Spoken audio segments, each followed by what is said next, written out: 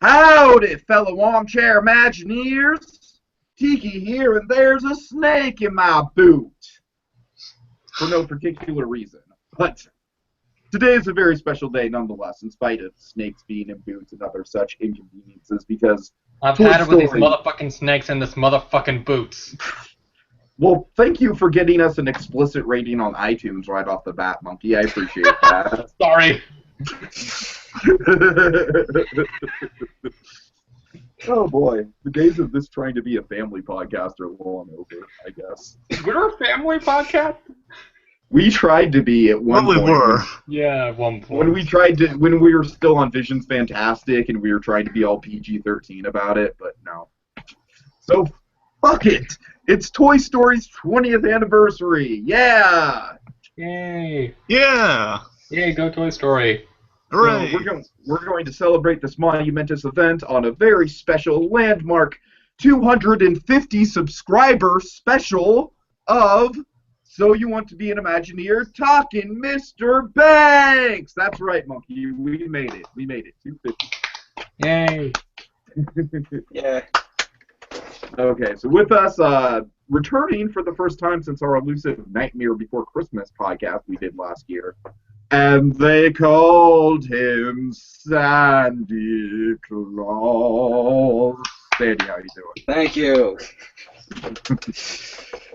All right, glad to have you back. It was a fun time with Nightmare Before Christmas. We've done, I wish I could have finished it. Yeah, well, we had some good discussion. I thought we did a really good breakdown of Sandy Claus versus Santa Claus and the Nightmare Before Christmas mythology. And of course, we'll never forget your contribution to the So You Want to Be an Imagineer channel when it comes to the conspiracy of the Charlie Brown racist Thanksgiving special. That is your shining moment, my friend. Be proud. Poor Franklin. Oh, God, this what you've started. I just wanted to see how they would do it in the movie, how they would portray Franklin. How they would, what kind of situation, like what role he would play. It wasn't, it was pretty, it was okay.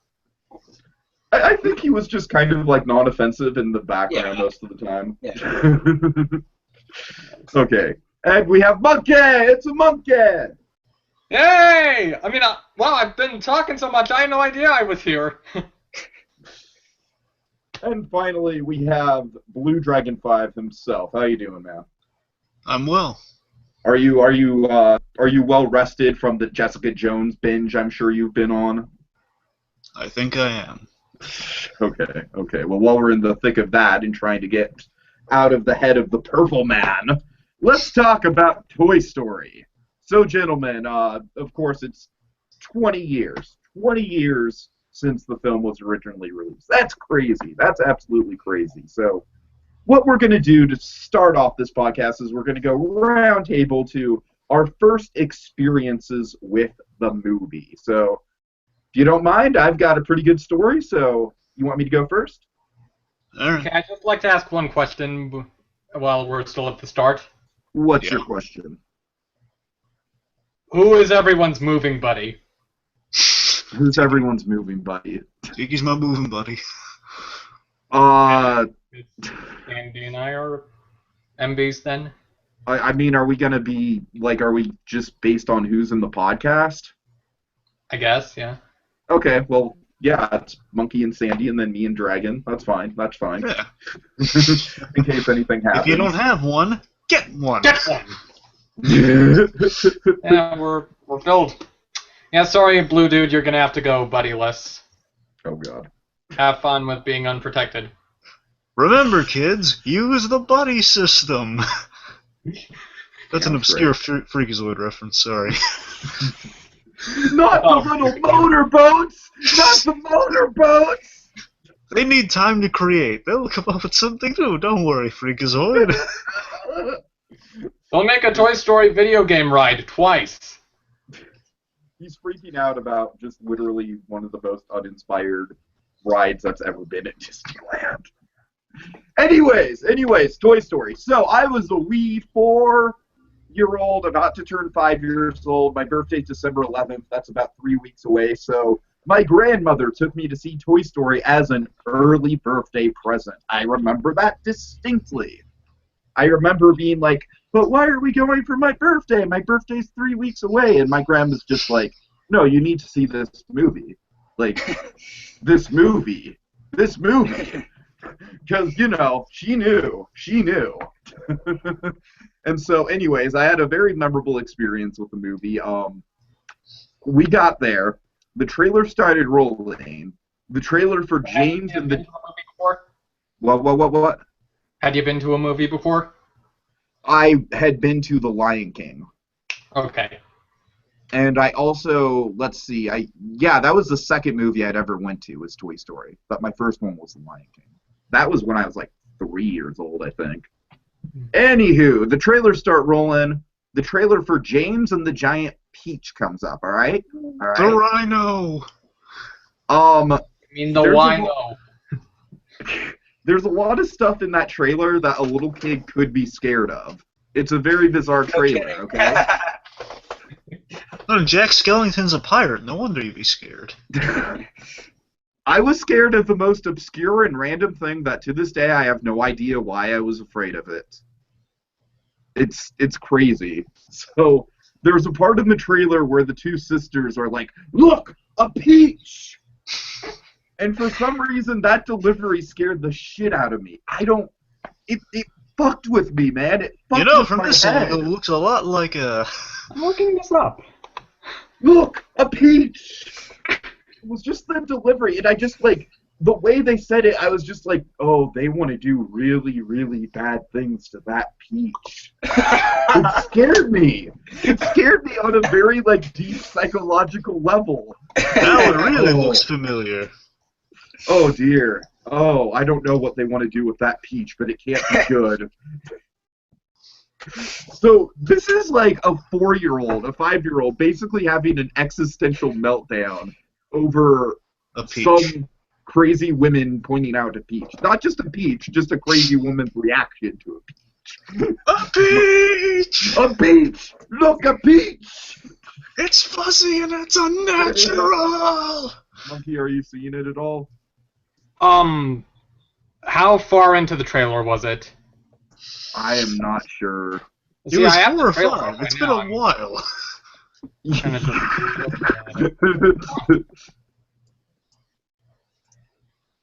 I am looking it up. Maybe I should just deal with this. Were you going somewhere with the peach point? Yes, I am going somewhere with the peach point. Yes, I am. So we get into the movie, and it starts, and honestly, I'm sure I watched it, but I don't remember, what was it, Knick-Knack or Tin Toy? Neither. What was it then? What was the short? I don't think they did the short. Yeah, it was... Did a short for that one. Okay. So I mean, on the VHS tape... On the VHS... Like, wasn't it like the VHS had... Tin like Toy. Original yeah, that. It was Tin Toy on the VHS tape. But in theater, they never did Toy Story. What? In theaters, they never had a short with Toy Story. Right. That's what I'm saying. Well, that makes sense because so that's the reason I don't remember it at all. Okay, so I remember just being really, really amused by like the birthday scene, and then everything up through Pizza Planet was awesome. I remember getting to Pizza Planet, and that just stirred up my imagination like crazy. Then we get to Sid's room. You mean that happy child? Yes, the happy child. I don't believe that man's been to medical school. Okay, so basically when we get to Sid's room, all those memories of the whole crazy woman pointing out the goddamn peach in the James and the Giant Peach trailer. Hi there, little guy. Back. I tell you what we're going to do with this peach. We're going to pick it, and then we're going to exploit it. And I had to leave. Like, the baby with the spider legs was just too much for me. Oh, yeah. That was too much for me. I had to go. After that. So that was my experience with it. Obviously, I saw it later when it came out on VHS. I owned it. I watched it over and over. I loved it. It's a freaking classic. But I just had to relay that story of being disturbed by the most random thing in the frickin' world. Look, a peach! What if another kid is... Peaches are the most, dangerous creatures in all of England. I could picture a kid being afraid of Mario being like, Mamma Mia, look, it's a peach! Yeah, Tiki, don't you know anything about peaches? You know they're the most fearsome killers in the fruit kingdom. That's why we need a giant peach on mechanical spider legs in the third act.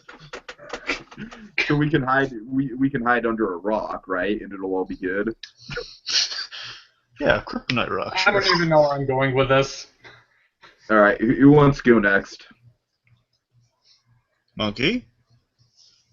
Maybe not just yet. Okay, Sandy. I'll go. Okay.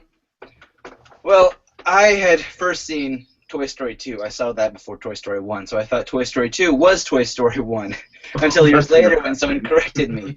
But I love Toy Story right off the bat. I mean, I had it on VHS and I would watch it like every single freaking day.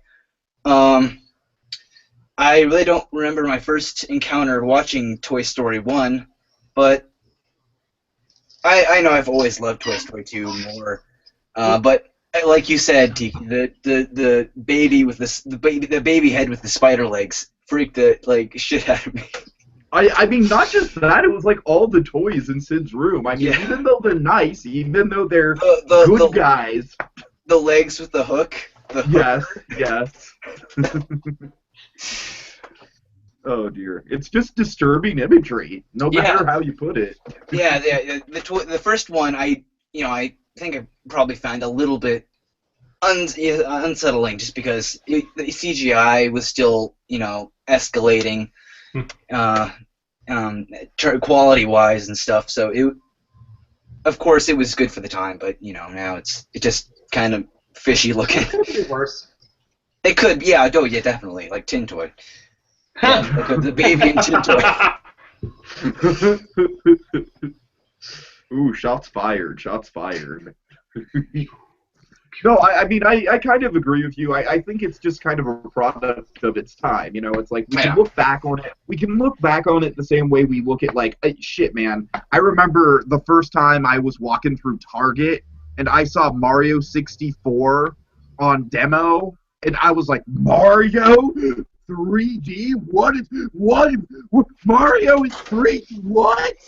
And now you look back on that now, and it's like, obviously the graphics are kind of dated, but I can still remember when I first saw it and, like, controlled Mario and was able to climb the trees and swim in the moat, and that wasn't even the main game. It was just, just the fact that there was this whole meta game outside of, like, the levels of walking around the castle and stuff. It blew my mind.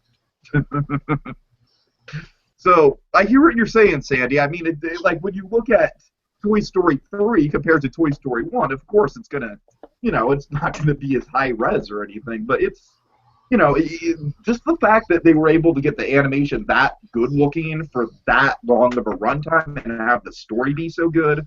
Yeah. Don't get me wrong. I still enjoy it thoroughly. I mean, I love all the Toy Story movies, and I anticipate the fourth one. But of course, it's still a little bit. I still enjoy it. I'll just leave it at that. And you having seen Toy Story 2 first, I can totally understand how that'd be the movie you gravitate to, because that's just kind of what happens with franchises. Yeah. I actually have a very similar experience with The Land Before Time, where I owned The Land Before Time 2, and on occasion my parents would rent the original Land Before Time, and I literally thought The Land Before Time 2 was like the first Land Before Time, and then the original Land Before Time was like this weird, like, dark anime prequel thing that came out. I literally thought that because it's like so totally different from all the other movies. And so, like, when I would watch the original Land Before Time, I'd be like, oh man, this is like the hardcore Land Before Time. And, I mean, looking back on it now, I mean, shit, of course, the original Land Before Time is a masterpiece. I've always said that, as long as I've had this channel. But, obviously Land Before Time 2 doesn't stand the test of time, but Toy Story 2 is a better example. If you see that first, if you have nostalgic connections to that, then of course it's going to kind of stand up more than the original Toy Story. I can totally see that. And I may have even gone to see it when it came out, Toy Story 2, I mean, because I have a picture of, me when I'm little, like standing next to this big Woody cutout thing. Big, I don't know. That was maybe that was like Disney. That was at Disney World. That's what it was. That wasn't in the movie theater. Yeah. Okay, so who wants to relay their memories next? Monkey? Okay. Apologies if I'm being vague or anything, just like stuff. But yeah, so I don't know. I just have always had Toy Story in my consciousness. Like it's just always been there. I can't remember whatever my first exposure to it was. I just can't remember it was a thing, and I had some like we had the movie or like a couple computer games, the pop-up book. So Toy Story, like the first two especially, are probably pretty special on my end, like their childhood. Hell, just like maybe it's because of that. Say I watch these movies and I don't hear whatever famous voice actors. I hear their characters. I watch a scene of Woody and Rex. I don't hear Tom Hanks and Wallace Shawn. I hear Woody and Rex. So it's just always been there. It's like I've always loved it. I kind of remember the second one coming out. So both of them, I guess, feed in. Do they feed into each other? God, I'm rambling. It's all good. Yeah, it's all good. So I've just always loved them, I suppose. And yeah, the first two especially are, childhood. Mm-hmm. Of course. I guess with me in the second one, if we're talking about the second one as well, I honestly, my friend told me about the second one, and I honestly didn't even believe him. I was like, nah, there can't be a Toy Story 2. What are you talking about? And what year was this? It's like 1998, like when it came out. Okay. I don't know. I was just like so in disbelief that there'd be a Toy Story 2.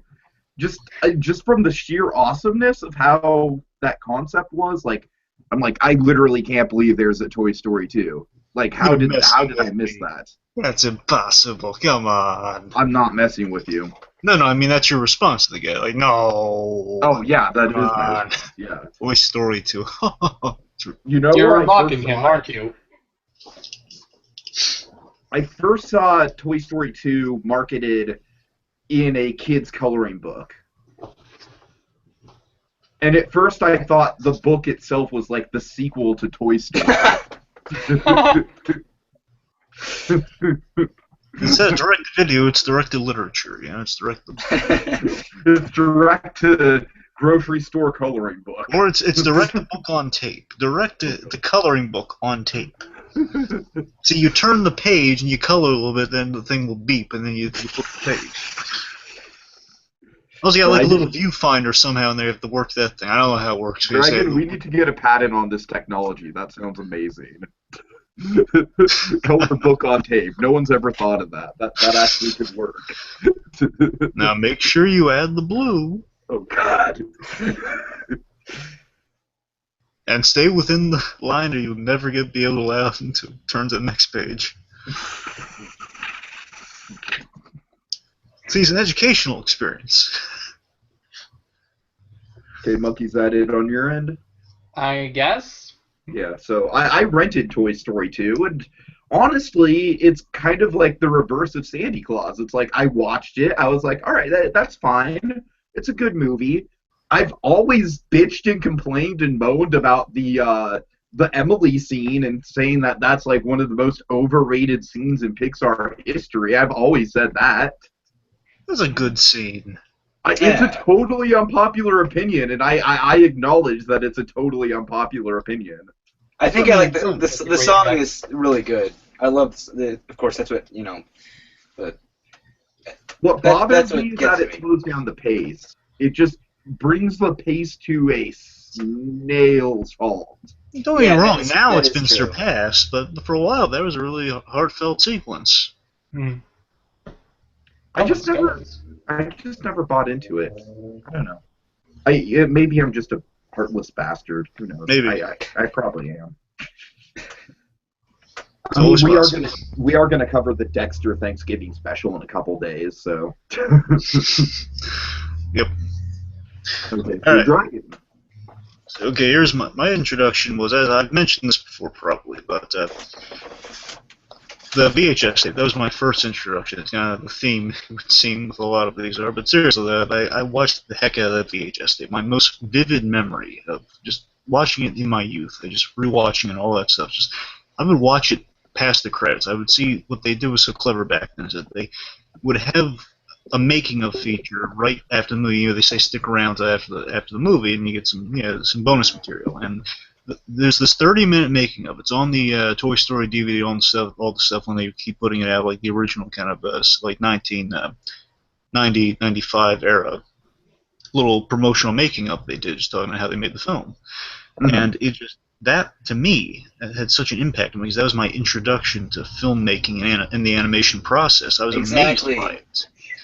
It's just like the idea of the film really isn't fully formed right off the gate. That was really kind of imprinted on my young mind at that time. Like, oh yeah, all this stuff has to go through to make it possible. You saw how different Buzz and Woody were at the beginning, and you saw it wasn't even about Buzz, but we'll get into in the making of it in a bit. Just how things changed and how it kind of built upon it. Just the creative process just encapsulated. As I kind of fell in love with Pixar subconsciously at a young age. With that, just kind of going forward, just that process just kept kind of sticking in my craw. Like, I love this. This is fascinating. Oh yeah. And it's, I just fell in love with this movie. I watch it over and over again. I mean, I as a kid, I idolized Buzz and Woody in these toys. I would buy the heck out of all the Buzz and Woodies around. I'd have every model of them. I just remembered something. So I think it was when I was young. So, I guess, what was it? I tried to jump off, I would sort of jump off furniture like a couch or a bed, shouting, "To infinity and beyond!" One night I jump off my bed and that. I sprained my ankle or something, went to the hospital. No. Oh no. I don't Blame it know. on Buzz. What? Blame it on Buzz. Buzz did it. Oh, I had a much safer way of acting that out, Monkey. I just used it could have been worse. toys to do that. It could have been worse. I could have tried being Mary Poppins and jumped off a roof. People have done that. Children have done that. You can I see would replicate I'm Mary Poppins. Watch me fly with my umbrella. Ah! Did you ever see Tony Goldmark's initial reaction to saving Mr. Banks? No. He comments on that. It's like how apparently the movie that tells you can fly if you just jump off a roof with an umbrella, that's okay to be rated G, but God forbid Mary Poppins light one up while she does so. But back on topic. Yeah, I would reenact the opening with Woody being flung on the chair and the leg lift going up that sequence. I would do it much safer than you did, sir. But let me tell you this though. I mean, because as a kid, I remember one of the most vivid experiences with Toy Story I had was going to, and it was MGM back when it was MGM before it was Disney Hollywood Studios. I would go there and meet Buzz and Woody, and it was just between that and Magic Kingdom. You go to both places, but start off at MGM and just seeing them there. And the Pizza Planet restaurant they had there, all the little mocked up stuff. It was a magical experience. Just seeing them in person there as a kid just blew my mind. It was one of the happiest experiences of my youth. Aww. I remember taking a Buzz and Woody figure to Hawaii with me. Oh, cool. Every time the floor, I would have a version of Buzz and Woody. I mean, usually the '95 models, but occasionally be like the little bit of translucent Buzz with the green mist. I loved all. Oh, I remember that. I know exactly what you're talking about. Oh my god. It's like not exactly like the 12-inch Buzz, like a little shorter than that, but I had like the translucent. I literally feel like a 6-year-old kid again because I like want all these toys badly. And I have like the little like kind of the. Not foil, but like kind of the silver-coated Buzz with the red helmet lining instead of purple. Yep. I just all those toys just oh my god, that movie just had such an impact on me. Just so creative, you know. So speaking of the movie having an impact, you want to transition into just our general kind of favorite moments of the movie and just why it stands up for us. Well, I mean, before you want to go into the making of? Oh yeah, right. So, folks, let me walk you through the making of it. It's a wonderful story. One of my favorite, short of the making of the Richard Donner Superman Toy Story, because it was my first animated film, and I just fell in love with it. You know, it's obviously the first computer animated film for me. It was just one of the first. Let me into the secret of movie making, and I loved it. Ironically, I really loved The Lion King when I was little, but I've kind of fallen out of love with that movie. Yeah. Anyway, so here's the making of it. I just kind of memorized from that 30-minute thing. Just over the years, I've kind of expounded upon just diving into like kind of the fascinating story of what went into making this movie. So, obviously, Tin Toys made. That's made by John Lasseter and Bill Reeves. Bill Reeves is the guy. Basically, he scanned in the models for Buzz and Woody. So they make a clay sculpt of the head, and you have this little thing. It's in the special. If you watch it, it's like a grid pattern is drawn out on the clay models, and it goes like beep. I actually watched that just before the podcast. I watched the entire, just to freshen my memory. Oh, nice. I'd seen it before, but I just thought it'd be nice. But yeah, I know what you're talking about. Yeah, and by the way, in Tin Toy, the baby's name is Billy after Bill Reeves. So anyway, Disney, since they let Lasseter go way back in the day, they've been trying to get him back. And you probably remember most of this from the Pixar story, that wonderful documentary attached to the Wall-E DVD set. Oh yeah. Anyway, so basically, Disney been trying to lure Lasseter back in the studio. He's been doing really great with the shorts, and they try to get him back. And the Pixar company's not doing so well at this point. They're kind of just blowing money on shorts essentially. Steve Jobs has been nice enough to pick up the bill for it. But nothing really not really enterprising with the company at this point. So then they reach a compromise. Lasseter he agrees to direct a film, basically do a film that would be distributed by Disney. So when they're thinking of, okay, what ideas can we go with here? And what are we going to start with? At first, they're setting their sights low of, like, let's do like a Tin Toy Christmas special on ABC, like a half-an-hour Tin Toy Christmas special, because that's as far as they can figure they can go. One of the great lost Christmas specials in history. Oh, yeah.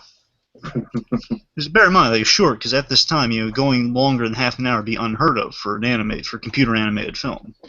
They were literally like the Walt Disney of their day, when Walt Disney was like, no, people can sit in a theater for 80 minutes and watch a full-length feature if it's engaging. A full-length feature. Exactly. It's like history repeating itself in a grand way you never expect, So then they're figuring, okay, well, we've been given the okay to do a full-length feature, which first of all is blowing our minds of, can we even do this? So they're figuring, okay, what are we going to do as a subject matter? So we threw Tin Toy out there because we really like Tin Toy, we love toys. But the other thing they're thinking of for a full-length film, well, in computer generation, when you're doing the computer-generated film, things tend to look a little plasticky, so they figure, okay, let's do toys instead of humans. Like, use humans sparingly, which we see obviously in the movie. So that's why the focus is on toys, plus the idea coming from Tin Toy in the first place, like toys coming to life. So that makes it's easier to do something non-human as your main cast. So then they started out by making a list of conventions they wanted to avoid in their movie. So they listed out like so. So they wanted no love story, no happy village, and this is like verbatim what was on the list. Let's see how they do with the no love story thing. So back to... I'm sorry, it's just ironic given... Yeah, I was thinking the same thing. So in that... Go ahead, I'm sorry. So they're making that list, and it's verbatim this. It's like, no love story, no happy village, no I want moment, no villain, no songs. Those are, I'm saying from the get-go, that's what they put out on the list of like stuff they want to I would avoid if wager they to can. say Sid's a villain. Like some of the stuff toes the line, some of it does. Mainly the villain thing, because they view him as, he's a kid who grew up to be an animator. Because a lot of kids do kind of torture the toys. They're not easy on the toys. I know, I understand that, but it's just in the context of what our main heroes are experiencing. He is like the terrifying, like, boogeyman of the movie. Yeah. He is. You can't deny that. That's how he's played off as. I'm saying yes, he's played off as the obstacle of the film. Yes, if you really look at it, he's not exactly the villain. Just he's a kid playing. Dragon, this kid made me walk out of the theater, okay? This kid kind of traumatized me. Well, to be fair, that was less the kid. That was more the creation of the kid. True. That's true. That's true. I remember those mutants were nice, so you can't just blame the mutants. They were good guys. Mutant toys. But I didn't know that at the time. Yes, because you ran out of the theater. Yes, I did. I did. Okay, anyway, so then the second thing they came to was they wanted to be a buddy movie, and I found this out recently. I was just I thought it was really interesting. They were inspired primarily by the Defiant Ones. You ever hear of that movie? No, I haven't. In essence, it's Sidney Poitier and Tony Curtis. They're chained together, and they're kind of they're on the run together. And it's kind of they're handcuffed together, enemies that turn friends, like Buzz and Woody do in the movie. That was their model for the idea of a buddy movie. Mm-hmm. So then Joe Ranft comes aboard, as he promised John Lasseter he would back in their Disney days. He said, "If you ever get a full-length feature, I'll count me in." And he was brought on board, getting the story up and running. As I mentioned, it started off as like a 30-minute tin toy Christmas special. Then it evolved to, okay, well, we're doing a full-length feature. So what's the story going to be? It's going to be Tinny the Tin Toy. He's on a family vacation, like a family trip, and he gets lost. But he has company in the form of a wooden ventriloquist dummy, hence the name Woody. Oh boy. So eventually they would go in there. Never catch on. So he's like the classic Charlie McCarthy ventriloquist dummy. So now he's not a cowboy yet. So he's like they end up going on an adventure, and they end up at preschool, which you can tell a lot of these ideas making their way into Toy Story. Their way into the trilogy. Yeah, absolutely. Yeah. So then they figure, okay, well, we need. Then when they kind of go more of the buddy movie direction, they figure, okay, well, it's going to start off with the tin toy and the ventriloquist dummy. But can you really buy that the tin toy is going to be the popular toy? So they figure, let's make it a Spaceman. It's something kind of cool, cutting edge, like a modern toy. And they turn Tinny the Tin Toy into a spaceman, a space toy per se. They start off with the name Lunar Larry.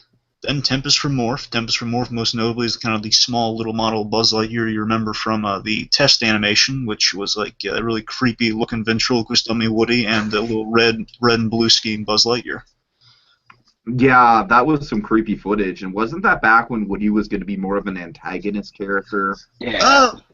Yeah, it was in that thing. That was just them kind of getting their foot in the door, like this is what it would look like, and they were just kind of blown away by it. I mean, it is impressive by those standards before they kind of obviously they refined it down the line.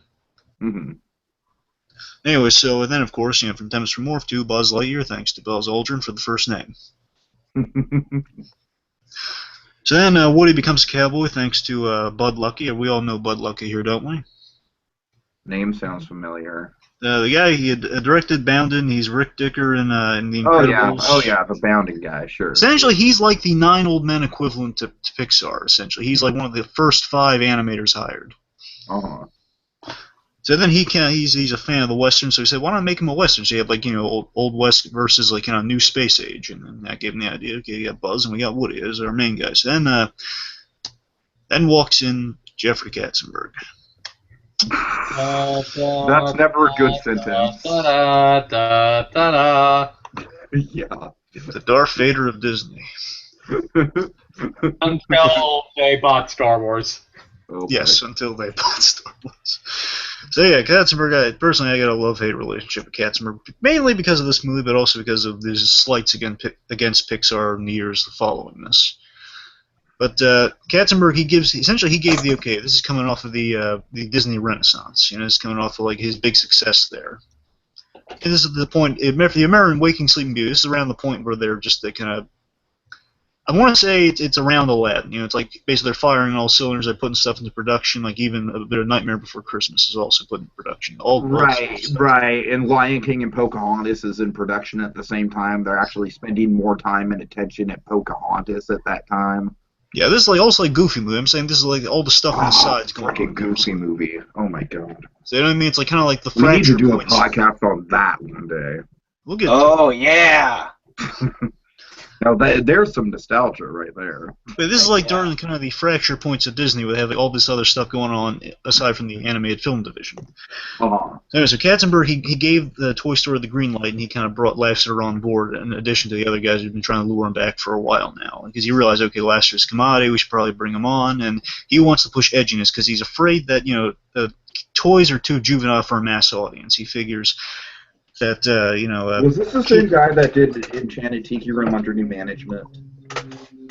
I don't know if he was actually responsible for that, but It sounds like a very Katzenberg philosophy. Yeah, I remember Katzenberg from was Wicked Beauty. Katzenberg still with them when they did new management? No, I don't think so. What year was it? Like, Under new management was like 98. That was past him. yeah. He left by then. Like remember, he left after Lion King, so that's 94. Sure. Anyway, so I was just making a joke, by the way. It just sounds like a very underdue management. Okay. Anyway, so again, he's figuring a mass audience. Only the kids are going to like the toy aspect of it, and the adults and the teens might just kind of be bored in the audience. So he wanted to push edginess. Essentially, he was trying to make a precursor to Shrek. Oh, God. Essentially, that's what he was doing. He was trying to push for that sort of humor. And I of course, could do a whole because podcast about how Shrek kind of ruined the animation industry there for a while. I really could. and of course, the thing with Shrek in that sort of humor is that it was just so kind of it was kind of the new thing. It was kind of a new thing, and people were kind of astounded by it, and it kind of became popular from that point forward. Yeah, it did. It did. Let's not get too into that, but you're kind of feeling my vibes on Katzenberg with your. Thank God for How to Train Your Dragons, because that movie kind of like pulled DreamWorks out of the gutter. Well, that and Kung Fu Panda, to be fair, but And Megamind. I love Megamind. and Megamind. Anyway, so basically Katzenberg gives the advice, he's pushing the edginess, he's pushing, he's forcing these notes, which, by the way, Pixar at this point, to my knowledge, they weren't allowed to say no to on the initial pass. So basically they had to take all the notes from Katzenberg if there wasn't just pressure to do that. So that mixed with, just them figuring, okay, well, we're new at the feature film game, and, given the Disney Renaissance, how can we kind of criticize that? How can we, say no on that? Katzenberg's the guy kind of was a big factor in the Disney Renaissance. They're figuring. So anyway, so they comply. They take all the notes, apply it to the film they got going on now, and that leads to Black Friday. So Black Friday, I'm sure you guys know this story. Of course. Oh boy, this story. There's one moment in this story that just gives me chills. So, John Lasseter and our big four here, which I should mention, it's John Lasseter, Pete Docter, Andrew Stanton, and Joe Ranft. They're kind of the main kind of core group of all of this. They're the story masters of this film. These guys, it revolves around the collaboration between these guys. So they go to Disney, they present the reel, which essentially is the first act of the movie, and basically, I assume some of Tom Hanks and Tim Allen's in there, but a lot of it's scratch dialogue, and it's just like up to the point where Buzz gets thrown out the window. Anyway, so that plays, and it doesn't play well. It's mean-spirited. Woody is just a repugnant jerk. He's berating Slinky, calling him Spring Wiener. He's really insulting. He's like, it's like a demonic version of Toy Story. It's like, Slinky Dog is like a bodyguard for Woody. And he's like holding boys off the bed. It's really sad, and like you feel bad kind of Lotso. Essentially, yeah. He commands get them off the bed. It's like he wrap people up in the thing. So he doesn't want to either. He's poor little Slinky Dog. And there's literally for the 20th anniversary, John Lasseter gave some sort of presentation, and they showed images from some of this. And one of them was this. I never saw this before. It's Slinky Dog like licking Woody's boot, and it's like lick as Woody's just glaring down at him angrily. Mm-hmm. I swear to God, it's like. I know. It's scary, isn't it? It's just I think the Toy Story Black Friday footage is basically like a real lost episode creepypasta. Right? Didn't Roy Not Disney much. say it was the worst thing he'd ever seen? Yeah, Roy Disney he was like fast forwarding Oh, through the God. VHS. I don't know if he was there in the room, but they sent him a VHS tape. Also, he was like fast forwarding through the tapes. I just kept fast forwarding. A lot of Kind of reminds me of my parents' reaction when I showed them Cloverdale. Ah, remember like the two. My first foray into feature filmmaking, which was just me and my friends running around Six Flags and swearing. Lots of swearing. I remember the two places that I've heard the Black Friday story just kind of really impactful. It's on the Pixar story and also on the recent, not the uber recent, but like in one of the 3D editions of Toy Story. Back when they just kind of re-released them around Toy Story, like a year before Toy Story 3. When they re-released them, then they had the Black Friday story on there, and there's this one moment that really gets me. It's just John Lasseter saying, and he's really embarrassed by Black Friday, by the way. Again, he just says, I tell you, I sat there, and I was embarrassed by what I was seeing on screen. You never see the dark side of John Lasseter. You know, it's like the closest you ever get to it. It's like, oh man, it's John Lasseter. I was sitting there, I was embarrassed. You know? Yeah, no, that's totally true. John Lasseter has like such a public persona, being like, "Hey, Hawaiian shirts, and I'm a big huggable guy, yeah." No, and he is, and you know, it's interesting. Again, when you think of the Black Friday stuff, all we've ever seen of the Black Friday footage was just that one scene of just Woody berating Slinky Dog. We've never seen anything outside of that, because Lasseter is really embarrassed. It's like kind of him pulling a George Lucas, but much more manageable. He's accepting to release a little bit of it just for prosperity's and history's sake, but he's just so embarrassed by it, he doesn't want to show anyone. If he can, I can understand that. I can understand that. I mean, you understand, but it's like out of painful curiosity, you kind of want to know how bad it was in some way. Out of morbid curiosity, maybe. I know, because that's just one scene that just like kind of breaks your heart. Can you imagine what the whole Right. first act would have been? Oh, We can only dear. speculate, like Jim, from the deleted scenes, how much of that was based on the Black Friday version or not. Like how much of that was after the retooling. Mm-hmm.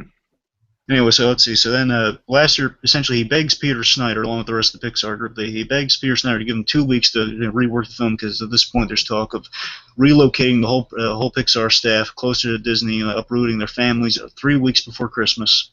Mm-hmm.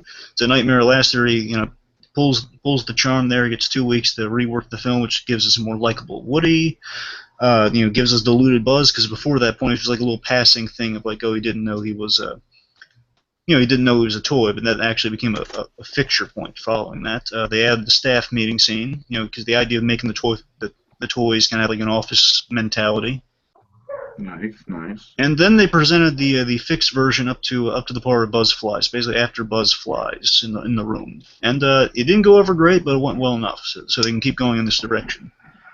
Then following that, they bring on elements just to kind of get it to the film we know today. They bring Joss Whedon on to kind of punch up the dialogue, add some stuff. And Whedon is always good at that, as we know. Like Wind the Frog, that's his line. Also, I believe he came up with the idea of Mr. Potato Head's detachable eyes and like how they can see when they're separated. That sounds like a very Whedon-esque thing, yes. Then, of course, we get the Green Army Man sequence. That was a big one. They rushed into production right after they kind of were in the right direction. Pizza Planet was born, because at first it was Pizza Putt. It was a golf course. Pizza Oh, Putt. yeah. That's awesome. And also the little green aliens, before they were green aliens, they were little pizza slices with sunglasses on. Oh, God. Oh, no. So, like the Uncle Grandpa character? Oh. Essentially, yes. Think I'm glad that didn't happen. Oh, dear. So then basically it became a happy collaboration from that point forward, and for the ages, the happy collaboration for the ages. And in terms of casting, Billy Crystal was considered for Buzz Lightyear, and He turned it down. yes, and he was kicking himself ever since until he became Mike Wazowski, which he took in a heartbeat when offered. Oh, yeah. Learning from his mistakes. Also, I heard this recently from John Lasseter. He mentioned how he got Don Rickles to play Mr. Potato. It was kind of funny. He brought Don Rickles' Mr. Potato Head toy when he was just kind of like talking about the movie with him, and the hat fell off, and he noticed it, and he looked identical to Mr. Potato. Those are the those are the joke he made, and it worked. What was it? Well, I mean, Rickles liked it, and he's a funny guy. So I can assume he liked it. Of course, you got Wallace Shawn, who's just amazing. Yeah, and what really sold Tom Hanks was, of course, with the animation test. Like, he put Turner and Hooch to some Woody animation. You're eating the car! Don't eat the car! Anyways, that's just from that point forward. It's just gives us the film we have today. That's the making of. That's the history. Cool. Okay, so favorite moments and whatnot. What are you looking at, you hockey puck? You uncultured swine. Definitely favorite part of mine. We've talked about this before, but I Will Go Sailing No More is still probably one of my favorite songs in a Pixar movie. Oh yeah, that is an excellent sequence. Yeah, I mean, I just remember that was like one of the first times in a movie, like just rewatching it on VHS, like that was one of the first times in a movie it really hit me on an emotional level, like, oh man, like I really feel something here.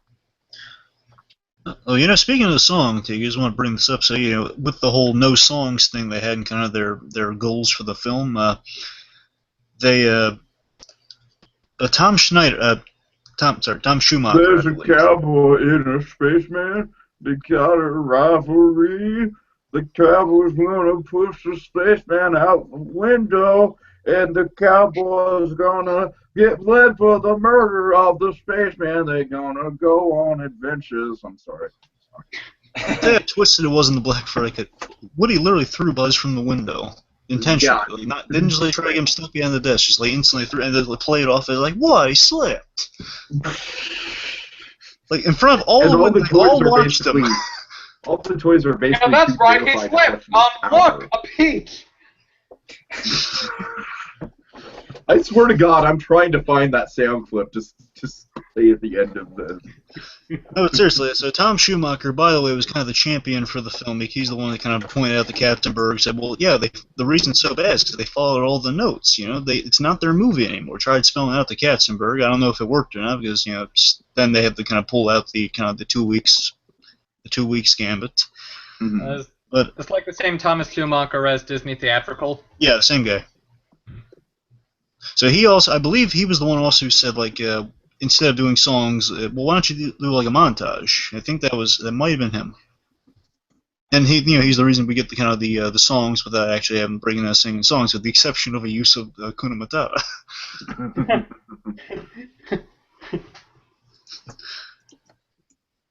Anyone else favorite moments? Hey, there's a bunch of them throughout the movie. It's just filled with great moments. Yeah, I can't. I just love. I just love the how Buzz and Woody start off, like their relationship they have there, the tension there. It's just hilarious how Woody's messing with Buzz for like the first, I don't know, good few minutes. You're like, Buzz, look an alien. What? Where? Ah! Just all that stuff always cracks me up. Buzz, look a peach. Plus the expressions on their faces. Yeah, it's a really good chemistry the cast has built up. I own the frickin' Hot Wheels loop track thing as a kid. That was like part of a board game, right? Yeah. What? That was like part of a board game, right? No. I'm talking like I had the actual Hot Wheels set before the movie came out. Oh, it's so cool. I remember there was this board game thing I had when I was really young. I have no idea where it is now. It was like some sort of thing, and part of it included send Buzz down that track. Oh my God! Like you attached it to the thing to somewhere and sends it down, and it leads to other little things I wish I could remember. And that was just it was like the Lego movie of its day. It was like the Lego movie of just classic toys, and it's like, oh my God, there's the Etch-a-Sketch, and there's the little people that go inside each other, like the Chinese dolls or whatever they're called. The Russian dolls. Potato Head, Millhouse. Yeah. And there's the binoculars, and there's the RC car. Well, what's funny? let me tell you the toys they couldn't use, or the lengths they had to go through. So, like, Ralph Eggleston had to, like, talk for hours on the phone with Mr. Potato Head's lawyer. Oh, God. Where he literally says, I want to say it's Eggleston, I don't believe it's Guggenheim, but I think it's Eggleston. I keep getting those two mixed up for some reason. I don't know why. Just two Ralphs. Mattel obviously jumped on the bandwagon, but they were very reluctant to give up Barbie at first. And G.I. Joe. They wouldn't let him use G.I. Joe. That's why they had to use Combat Carl, which of course came back. And they've been trying. Carl was amazing. Now remember, they've actually tried to work in Combat Carl in Toy Story 3. They actually tried to have him be kind of, instead of the chatter telephone, it'd be like a wounded Combat Carl, like missing its legs, trying to tell Woody, I think that would have been better. Actually, I always thought that character should have been Stinky Pete. I always thought Stinky Pete should have wound up in the daycare, but I digress. Tiki. What? Tiki. I found it. What do you find? He found it. Look, a peach! Oh my God! There it is. I just looked it up on Netflix. Was that from a trailer or the actual scene? That's from the actual movie. I just looked it up on Netflix. Right. Oh God. I'm gonna look for that, but he said trailer authenticity. But yeah, that was it. No, it's Well, all it'd be good. like- that was it. That was it. You could be like the part-time from Crystal Skull, maybe the trailer has a whole different read on it, it's like saying, part-time. Yeah. Or, look, it's a peach. Look, it's a peach. Look, a peach. Look, a peach, huh? Look, a peach. Over there. Oh, peach. Look, a peach. Pan. Where are Look, you, a peach. Pan? Okay, anyway, So I can tell that look of peach is officially like the new in-joke on the So You Want to Be an Actor channel, and I'm fine with that. I'm fine with that. Yeah. We'll just keep it down in the basement. anyway, I'll be right back. I'm gonna get some water. For sure. let's see, what was oh, yeah, so also they couldn't give away G.I. Joe and Barbie because you know what they had intended for Barbie, don't you? What they have intended for Well, Love Barbie- Triangle? No, not a love triangle. It was going to be in the third act of the movie when when Woody and Buzz escape Sid's house. When Woody's going to rescue Buzz, who's strapped to the rocket. It was going to be not the rest of the mutant toys. Just going to be him and Roller Bob. They're gonna make their way out of the room. Like basically, Woody's gonna say, "Okay, we need a plan. We need to save him." Then one of the toys runs into Sid's sister's room. Hannah runs into Hannah's room and basically gets a Barbie out of there. It's like a Linda Hamilton style Barbie. Oh dear. It's just like, come with me if you want to live. Right. And Woody has a line that says, "I wish I was anatomically correct right now." That was originally going to be it. So here's some of my favorite moments. So I'll tell you one of the big ones for me. Just nostalgically, just kind of get in my mind here. I love this moment. Was like one of the most action-packed third act things I could ever think of. It's always stick in my mind. Just that van chase, just that clinging on the Slinky Dog as you're going, like equivalent to the RC car, would be like 70 miles per hour for an RC car. Oh yeah, right. And yeah, the equivalent's like it's like building on wheels. That's what's kind of the equivalent. It's this fantastic chase sequence while like the kids listen to Hakuna Matata. It's like all this like an epic of mundanity of epic proportions. That's what they're going for. Of like it's like this awesome chase is going on. It's like no, it's a little thing clinging to the back of the truck. But again, it's like this little wonderful thing. Like Woody's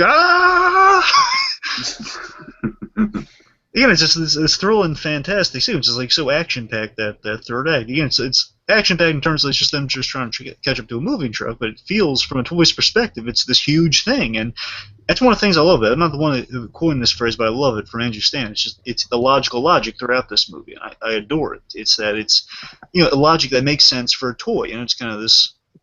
If you were a toy, this would happen to you. Like some gags like Buzz Lightyear having his karate chop action used to defend, like Woody just using Buzz as a weapon, like using use your karate chop action. So how are you doing that? I found it. I'm sorry. Keep Yeah. going. I found the Peach trailer thing. Hold on. I'm This is what I sorry. get for letting you go first. Yes, it is. It is. Hold on. Let me turn my volume all the way up. Okay.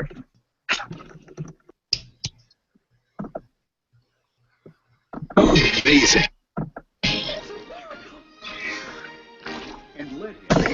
Oh, I guess it's not. I'm sorry. It's weird. Okay. Jesus, I thought they were saying it's a peach. That's what I get for listening to it with it muted. And we got to hear the line anyway. Yeah. We did. Okay. But I mean, yeah, rewatching this. I'll tell you why this is such a good movie. It's like you rewatch it, you learn, you see something new you didn't catch before each time. You know. It's like the little, like I watched it today and I just kind of realized something I probably should have before. But it's like something so simple, just it's at the beginning there. Woody, knows to call a staff meeting, and it just kind of dawned on me now that, oh yeah, he does that because he got the information when it was being brought around by Andy. He overheard the mother. It's like all these little things, all these little details, just keep rewatching, kind of keep sinking in. All these great parallels, all these great little kind of one-liners. I can't it says. I believe the word you're looking for is Space Ranger. The word I'm looking for, I can't say because there are preschool toys around. There's like so many great lines. It's such a fun. Of course, Tim Allen doing his drunk Mrs. Nesbitt is hysterical. Right. Do you see that? I am Mrs. Nesbitt. Snap out of it, Buzz, and hits him with his own arm. I don't know what came over me. I'm just depressed and my life is a sham. I couldn't figure it out. He's recapping for Woody the whole "I will go sailing no more." What happened? Pretty much. I saw a bird through the window and says, "Tell me you like the hat. Just tell me I like the hat." Yeah, I'm wasted. It's when Buzz looks at his spaceship after, I guess, he comes to life for the first time, and the wing is like unglued, and he's this'll take weeks to fix. What? It's like a little tape. It's fine. It's a brilliantly written film. It's like terrain seems a bit unstable because he's on a bed. All this great logic in it. Yeah, just logic is just all over the place. Yeah, of course you have even like. I love the filmmaker's stance on like the nitpicks, the gripes on it, because they just have and they're absolutely right when they say that the audience is so wrapped up in it, you don't care about the little things like how would Sid get a package in the middle of the night? It's like 5 o'clock. How's it gonna get this in the middle of the night? You don't care because you love the movie. Like how would the claw possibly stay on Buzz and Woody that long when they're in the claw machine? No one cares. It's such a fun experience. I mean, to me, there's not a bad part of that movie. I mean, every analysis. I mean, again, the worst thing you can say about it is the animation, but at the time, just looking at it with that context, it's still very impressive, even with the human animation. At the time, it was freaking like we hadn't seen anything like it, and I remember just being blown away that it was like I was watching it.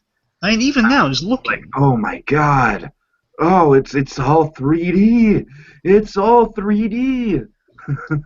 Yeah, I mean, even now looking at it, you just kind of factor in. I mean, just they limited the use of the humans because toys are in focus. Like rarely will you see kind of a full body shot of a human because again they're not quite all there yet. But they're working with that limitation. Just seeing what limitations they worked with and still how impressive it looked. I mean, Tia Carter, she's the shading and kind of essentially, she's the shading person on there. So what she does is she kind of adds the the scratch marks on the table. She adds all the little details, the surface details, but she's still working there.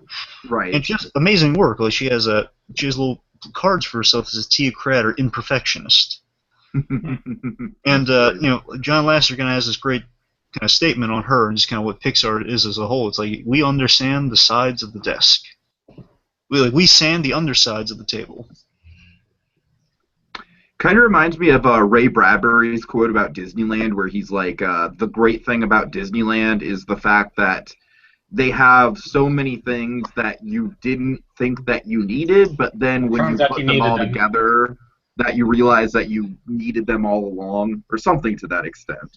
Yeah. I mean, Again, it's brilliant in every level. I mean, look at when Buzz Lightyear's addressing the toys. I mean, that scene again. Every scene is just kind of a landmark scene. It's unprecedented. You know, they can't really think of a scene that just kind of goes by the wayside. It's all pivotal to the plot. It's all moving the story forward. Yeah, I mean, the only thing we have really to compare it to in terms of a technological breakthrough point of view is obviously Snow White, and I think this film does hold up much better than Snow White. Yeah. There's some stuff in Snow White that's still freaking great. The chase through the forest, I think just the witch in general is terrifying. But yeah, not other Grumpy Cry. You can't beat the Grumpy Cry. I mean, come on. No, yeah, the Grumpy Cry, yeah. And that's a deep sob. That's not easy to come by. Just Grumpy in general having a really good character arc. Of course.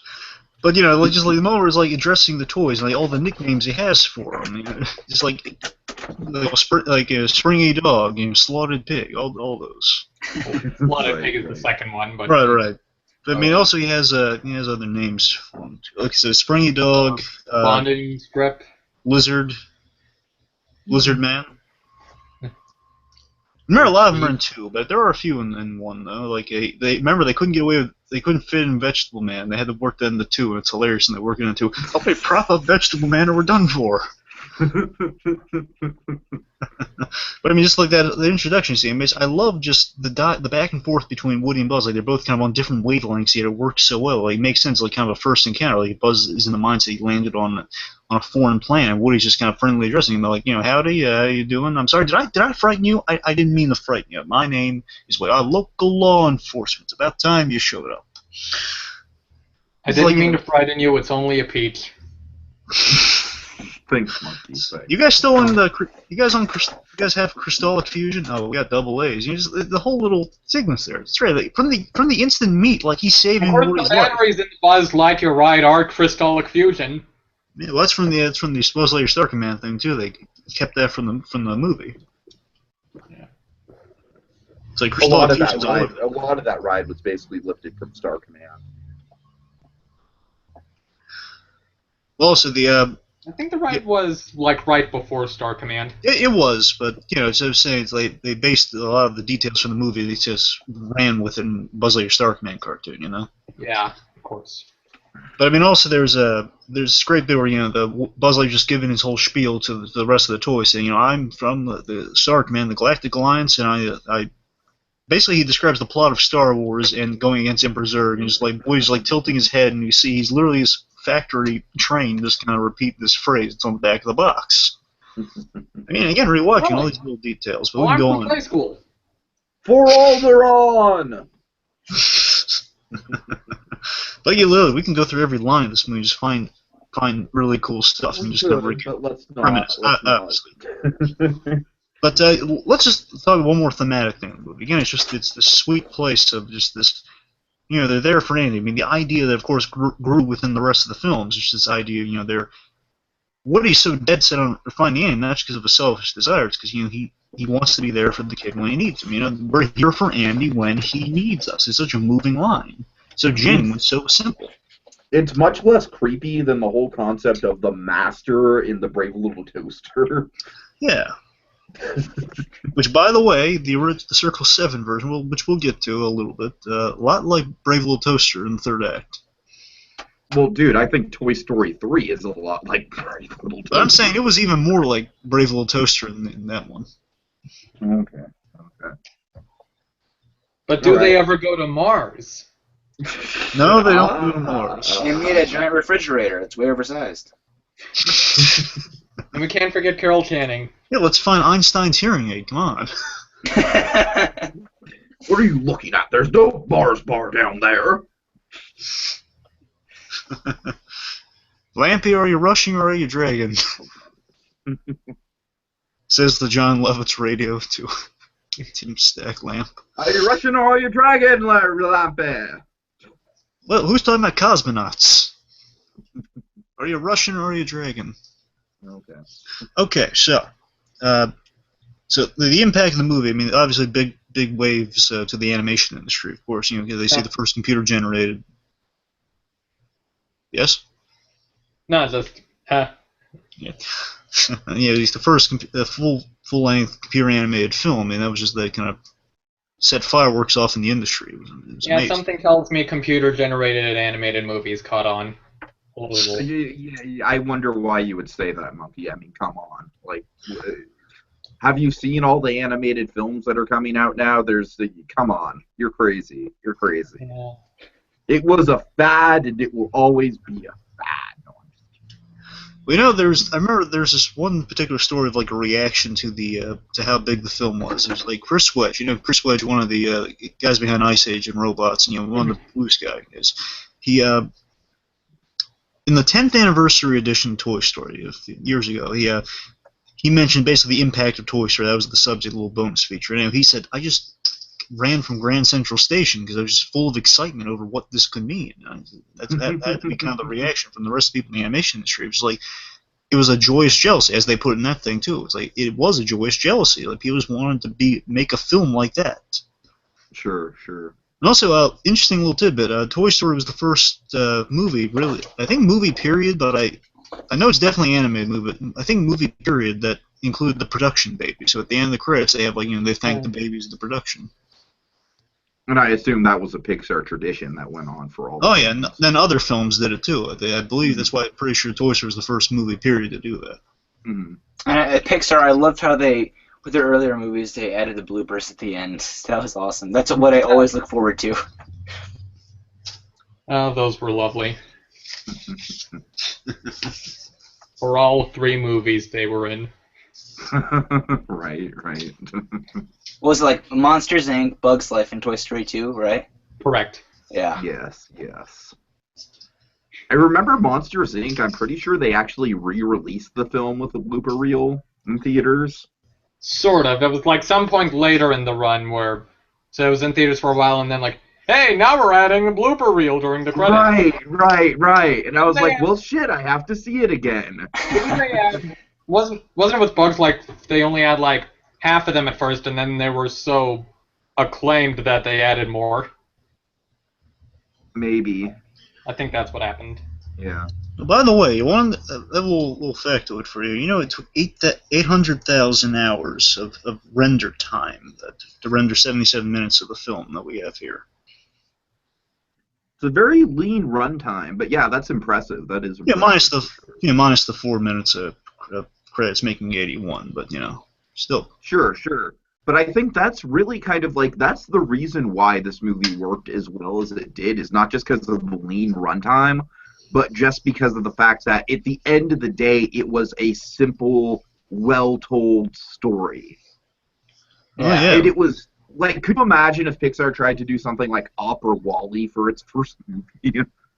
That would be impossible.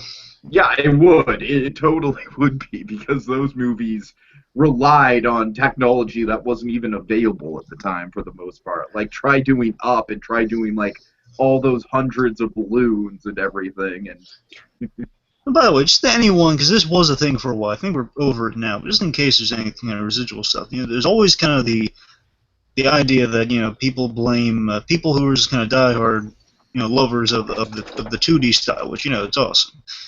They blame Toy Story, and there's this really heartbreaking image in the Pixar story. I'll always stick in my mind. It's like one of those heartbreaking things of just this drawing of Buzz Lightyear with like security written on him, pointing an animator with walking out the door with like this little sketch pad with Donald Duck or Mickey Mouse on it, so they walking out.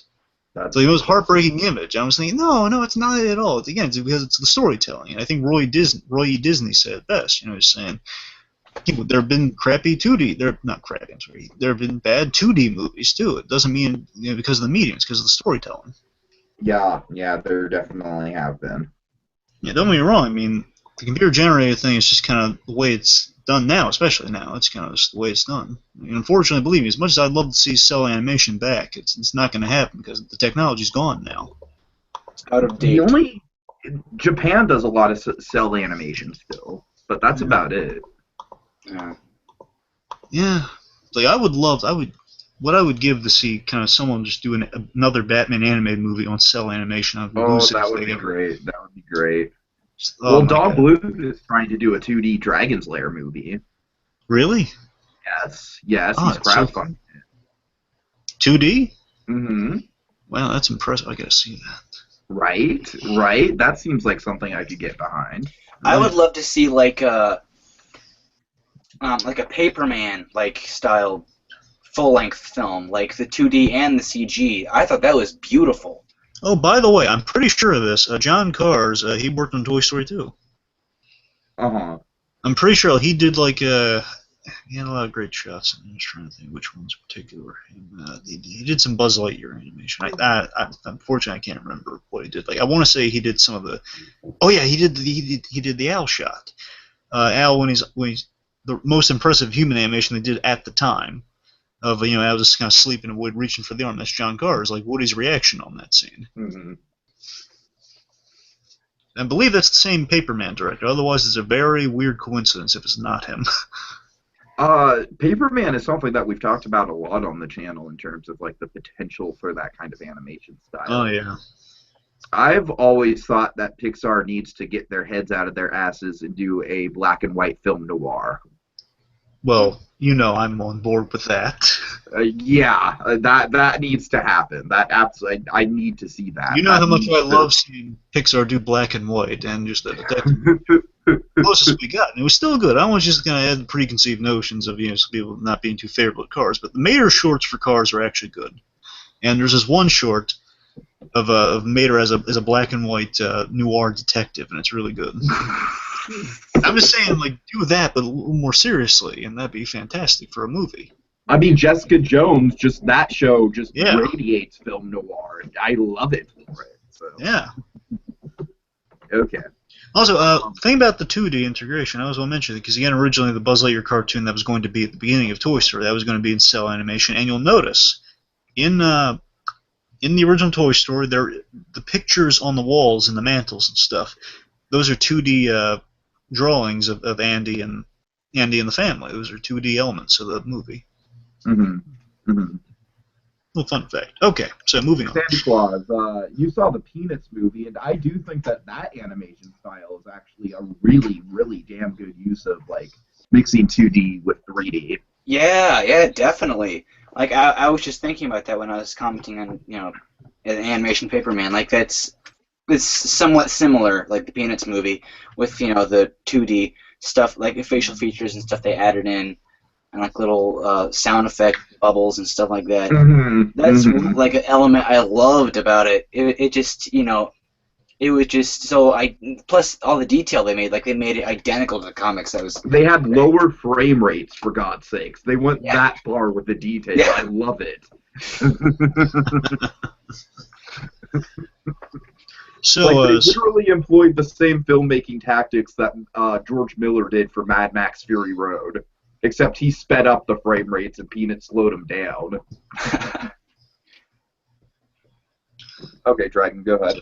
So, Toy Story comes out, it's a huge thing, and of course you're wondering, as Tiki has stated for us, how could there ever be a 2? I mean, how could they fathom doing a 2? That was kind of that was my thing at the time. So what was our experience with 2 aside from that story, Tiki? Well, my experience was just, I watched it, I liked it. Honestly, I remember playing the N64 version of the video game more than I remember the movie itself. It's definitely, out of the 3 Toy Story movies, it's the one I've rewatched the least. I think I've probably seen it total maybe like 3 or 4 times, maybe. You know what game I have from Toy Story 2, and I still have it today? I have the Game Boy Advance version where you're Buzz Lightyear and you're going around, you're like going to rescue Woody the whole game. You can go from Andy's room, you go to Al's toy barn, you go like into the city, you get these really cool sets, and then of course the ending is it's the airport, and basically you're facing off against the prospect throwing dynamite at you. Nice. Yeah. Nice. Also, you get to go up against Zurg too, which is pretty cool. I mean, Zurg was so hard to beat too. Because here's the thing: you have to climb all the shelves, and it's like an infinite number of shelves to get to the top one to get through Zurg. And why can't you just walk through the bottom? I mean, honestly, Toy Story 2 is probably my least favorite, just strictly due to circumstance. Just the fact that I didn't even know it existed until it was on VHS, so I watched it on VHS as opposed to seeing the original in theaters. And obviously, Toy Story 3, I was like at the fucking perfect age to see that movie and have it just be like, here's just a machine gun of feels to the heart, motherfucker. You are going to feel this. You grew up with these toys and you are going to feel this. Remember! Woody's waving goodbye to Andy for the last time. Feel it. Full circle! The clouds are the clouds in Andy's room. Okay. I think I just had a psychotic meltdown. Memories! It wasn't that psychotic. But when I was doing that, I was like imagining like a little machine gun, like with the helicopter guys, and you're firing the machine guns. Yeah, but instead of bullets, it's just tears. They're firing tears right into your eyes. Yeah, like teardrop shaped, like teardrop shaped stickers. That just Combat Carl shouting, "Fire the tears!" Stay in school. Feel this! And then I'm I'm sure that's what all our parents were thinking when they saw Inside Out. Monkey, what was your experience with 2? I know I saw it in theaters. So yeah, I really enjoyed it. I guess I sang Woody's Roundup a lot. Woody's Roundup is in the one at Disneyland. Huh? The Woody's Roundup at Disneyland? The song? I guess I sang that song a lot when I... Oh, you sang the song. Oh, I'm sorry. There was a Woody's Roundup at Disneyland and the Golden Horseshoe, and I really... Yeah, I know. I definitely saw that. Okay, that's cool, because all the costumes were black and white. Black and white. Black and white. I don't remember that much of it. I just kind of remember the spokes guy mentioning it was Cowboy Crunchy, something with Woody coming up to him at some point, like, "Hey, listen, pal, I might remember Bullseye pulling out TNT. I think I wondered why Prospector wasn't in it." I remember, I think I still have the CD, which has all the songs and stuff from the second Toy Story. And Yeah, I think I watching have that. those just, again and again. I'll tell you one thing. I love the Robert Goulet version of "You Got a Friend in Me." I love it so much. When Wheezy sings as Robert Goulet, it just cracks me up, and it's awesome. You got a friend As a kid, and the Wheezy character always kind of... It didn't scare me, but it hit a little too close to home. They joke that when they're making the movie, they always joke that they made Toy Story 2 purely to put Wheezy in there because they wanted to get him in the first Toy Story so badly. If I remember right, like around the time I got young, so it was like, oh, a character named Wheezy, and I just associated with Wheezy from Dragon Tales. Which one was that one? Is that the I pink? was like the kids who have some stone or something. No, I know that, but I mean, like, was the two-headed dragon? Yeah, the two-headed There's the green one and the purple, and purple one's the Wheezy, right? Yeah. Right. The show with the kids who have some stone or something. Yeah, who takes them to the dragon world, and there's the old yellow withered girl one. and the big blue dumb one, and the twins opposing virtues, and the old Mexican dragon. Yeah. An episode with a I rock never that- understood why he was Spanish. Okay, so I have literally not. Yeah, it was thought like about Cassie. Dragon Tales and- It was Cassie, Gordon, Gordon. Wheezy, and what was the green one? I don't know what the green one. Zach? Zach? Oh, okay. I still remember that theme song. It's so vivid in my head. for some reason I don't remember that. It was such an out there premise. That's why it's. Dragon It Tales. was. Let's all go to Dragon Tales. So I remember just the idea of like you're singing, like you mention the little credo into this dragon seal, and you're transported to this other world. That's what I remember most about it, like this silver looking thing. Okay, so enough about Dragon Tales. Toy Story. Yeah, back to Toy Story. So I'll tell you my experience with it. So Toy Story 2 is my big theatrical experience of Toy Story. It was, and very vivid memories of Toy Story 2. I mean, don't get me wrong, 1 was mainly due to repetition. 2 was experience and expectation, just like kind of being hyped up for it, because that was the one where I was more cognitive. I was just, I was there. I was like, saw the trailer. I was like, oh my god, I have to see this movie. They're back. The toys are back in town. They keep playing the trailer. I have to see it. The toys are back in town. Yeah. No, that was the big thing. Which, by the way, something that might be in reference to the other thing they were inspired by with the first Toy Story, in addition to the Defiant ones, was 48 Hours, the Eddie Murphy movie, which the boys are back in town was used on that poster. So, but though, like going to the movies, to me, I know. Now, let me just say, I know it was released around November. Because usually Pixar's, it's a lot of times they gravitate towards the November release, but it's usually June or November, something along those lines with their releases. Point is, They've like, been doing summer more recently. Yeah, but I mean, it used to be like November was kind of their preference anyway. So I mean, I know it was November. But I think Cars was actually the first one that was a summer release, if I'm not mistaken. Okay. I know Cars was a summer release because I have vivid memories of seeing it at the end of my freshman year. Yeah, Bug's Life was November also. So. Yeah. And then wait, was Finding Nemo? I think Finding Nemo. Finding Nemo was May. Yeah. Okay. There we go. Summer. There we go. Okay. I think. Yeah, I think you might be right with that. Yeah, one. no, I'm pretty sure you're right about that. Yeah. Also, I want to say no, Incredibles was November. Incredibles was definitely November. Yeah. It's like kids, you're so entranced by the shows. Just remember when you see like the first 3 letters of the month. It's like no, okay. Anyway, though, so again with the trailers, I was hyped up because of that, just seeing these characters again. And the 2 things stick out to me most. One, because I know it was November, but I mean as a kid, and just reminiscing on it now, especially, it's just it always felt like a summer blockbuster to me with Toy Story. It always felt like that, even though it wasn't in the summer though, because I don't know what it was. It's just like.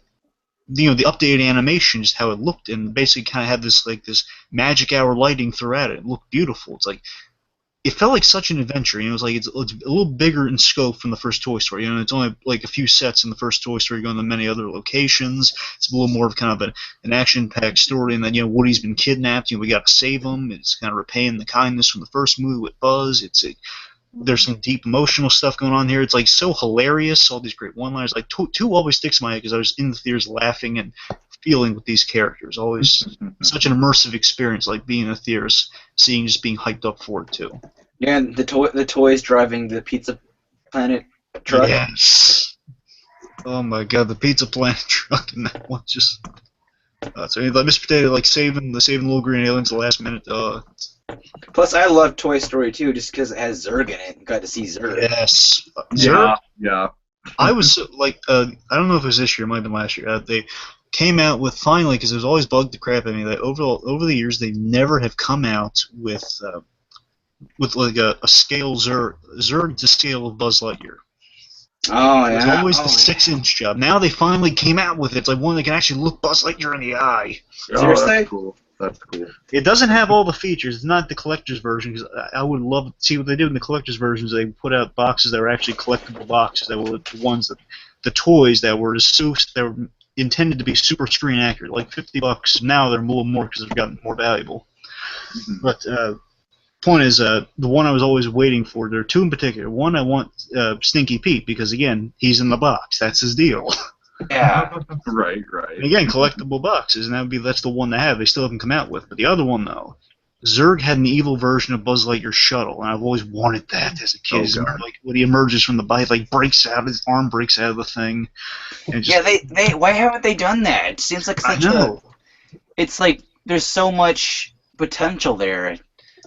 They came out with Lotso. It's like the only 2 villains they haven't come out with the toy lines. There are lots of those. I mean, yeah, there are I said aside from Lotso. Oh. Yeah.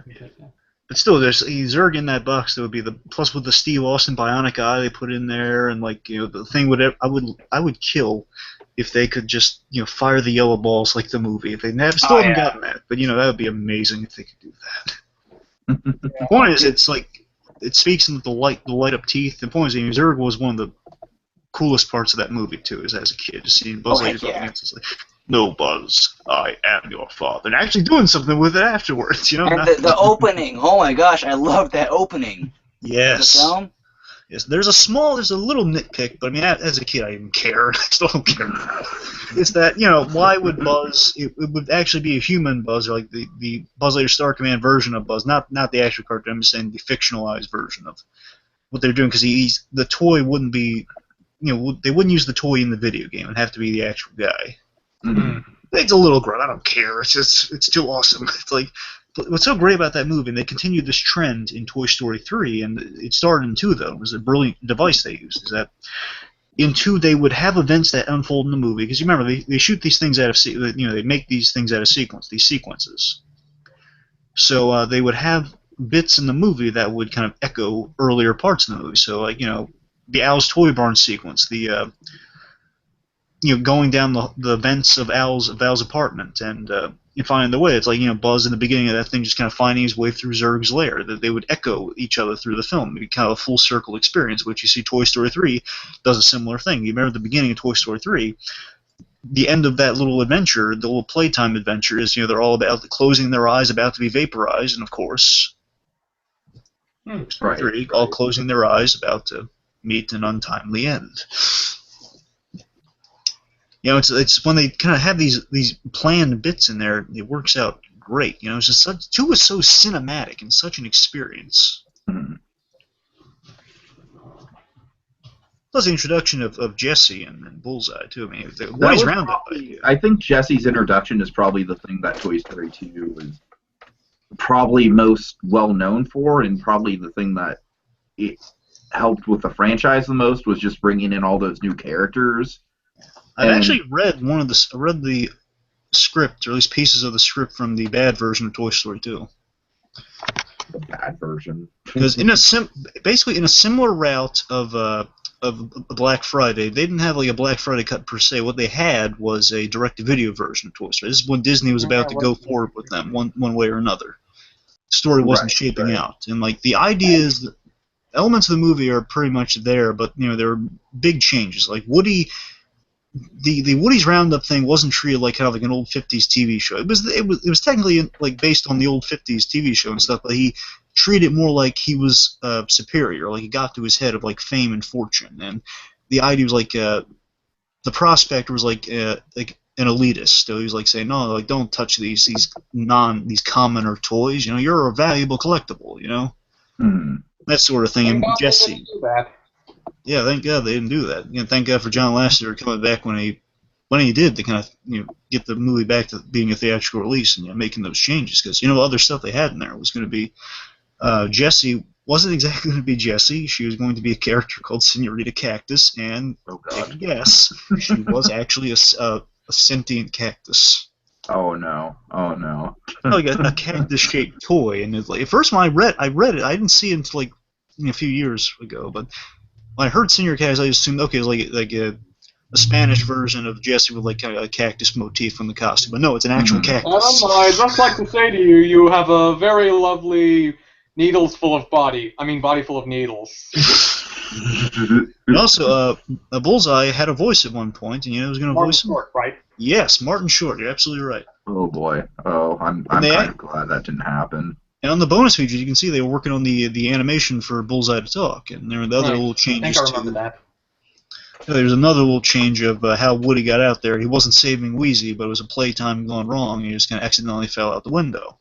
I remember that. Yeah.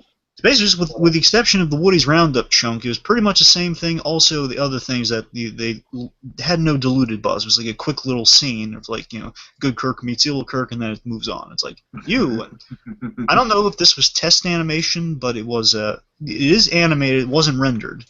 It's a Buzz Lightyear walking up to Zurg who's like firing. It's really hilarious, actually. I mean, I guess in a similar thing with the Buzz Lightyears, like all the Al's Toy Barn stuff would have been the end of all the Buzz Lightyear stuff in the movie. So it would have been he defeats Zurg right there, and it's nothing to worry about later on. It's that Zurg is like saying, "Buzz, I'm going to destroy you, Buzz Lightyear," and he's like firing the yellow balls at him. This is our regular Buzz. He's walking up to him. He's like not trying to deflect him at all, like the opening. He's just like walking right, just like they're bouncing right off him, like boom, boom, boom, boom, and he just then takes the battery out of Zurg's ion blaster, says, "Give me back my power module," throws it into the Rock'em Sock'em robots, and Zurg gets like boxed by the Rock'em Sock'em robots. That's how he ended up getting defeated.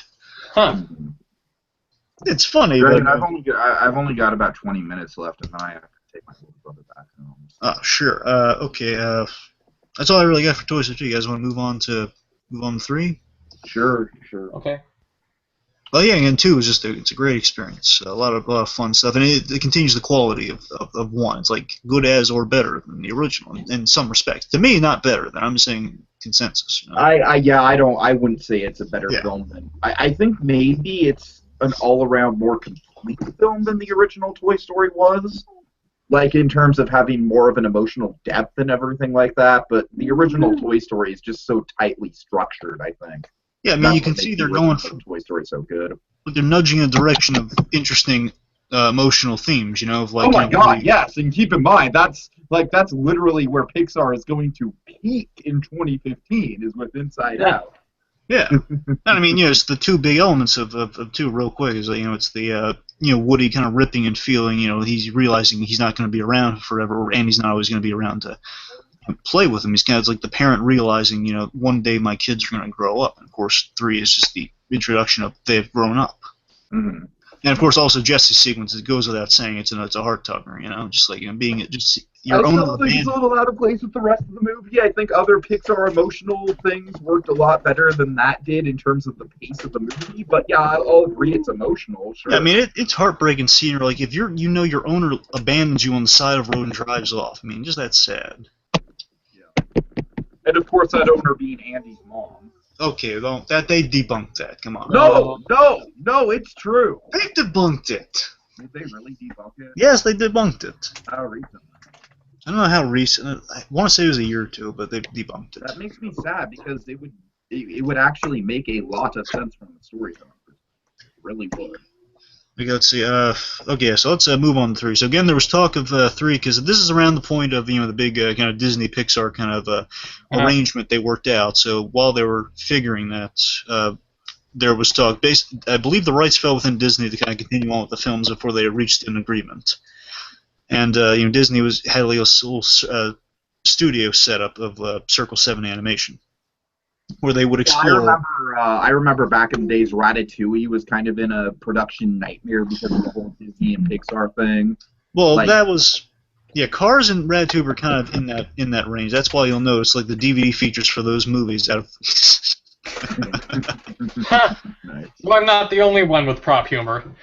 It's like you'll notice until the advent of the Blu-ray re-releases, there were no real great bonus features for Cars and Ratatouille at that time. Like no commentaries or anything like the rest of them. I did because notice they were, that with Cars, yes. But I mean, they got around to it though, so it still kind of continues the thing of Disney having Pixar having far superior bonus features and DVD sets compared to Disney. But at the time, the Cars DVD was crap, and I remember that. But again, then they improved. They made up for it though. Disney has not. I want to make that hey, clear. look at our road trip pictures of Route 66, because that's about the only thing that's on this DVD. Yeah, and Ratatouille, though, I don't know, the cooking thing was interesting, but that was all they really had on there. Yeah. This little thing, they consulting with the chef. Point is, though, so Circle 7 is like the section of studio that was kind of dedicated to figuring out potential sequels to Pixar films, mainly to cash in.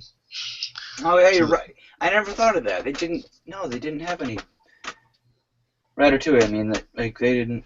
I've never thought of that. That's But thankfully, they've gone back and they fixed that. I mean, they get some great bonus features on now. Anyway, so yeah, Circle 7. Of course, there was Toy Story 3 and Monsters Inc. 2, and I want to say I don't know how far they got with Nemo 2. That's probably on the docket though.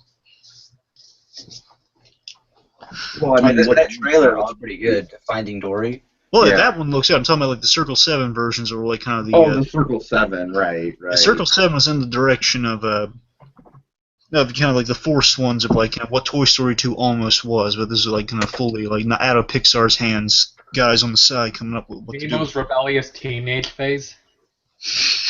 Well, Nemo we saw goes that through in. puberty. Okay, if you want that, just watch the show Weeds. Trust me. Because the actor who voices Nemo starts out as this cute little kid who has Nemo's voice, and then by the end of it, he's this creepy, rebellious teenager. Yeah. It's quite the disturbing transformation. So I've actually seen some. I changed after touching the butt. So Oh, yeah. He touches a lot of butts and weeds. okay. Yeah, he kind of turns into a womanizer. Why am I not surprised? I don't know.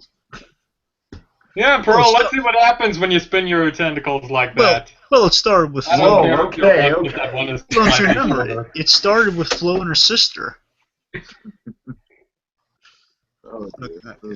The other one was a reflection, so that makes it even more weird. Okay, but 15 minutes though, so. Okay, so Circle 7 was kind of out there with the Toy Story 3 ideas. I've actually looked at some new art for it, and like just so the idea was Buzz Lightyear's recall, which that was really the only inkling we had at the time of I what Toy like Story that 3 was going to be. storyline though. I like that storyline because it reflected what was going on with the toy industry at the time. Yeah, sure. I mean, it was interesting. Don't get me wrong. I'm saying some of these ideas, that's the thing, it's kind of the what if stuff. And again, we could probably talk about this in greater detail sometime. It's like touching on a little bit here. It's like I saw some new art recently, but like we actually got to see the upgraded version of Buzz Lightyear. And it was kind of a mix between a Transformer and a Buzz Lightyear. Oh wow. Yeah, it was kind of had like a more human look with the chin, and it was really weird. At first, I thought it was like the actual human version of Buzz, and I had to look at it again. It's like, okay, it's just kind of a. I want to say it was blue, but then again, the art, it's kind of the art's a little unreliable with these sometimes. Like you don't know how much it was like color. It's like it's all in a grayscale, so you don't know how much of that's actual color or not. But there are a few images that are really interesting. That one that I think they might have used some of the elements from this Toy Story 3 of. They're in these little crates that are a lot like the Cubby prisons in Sunnyside in Toy Story 3. They look identical to them.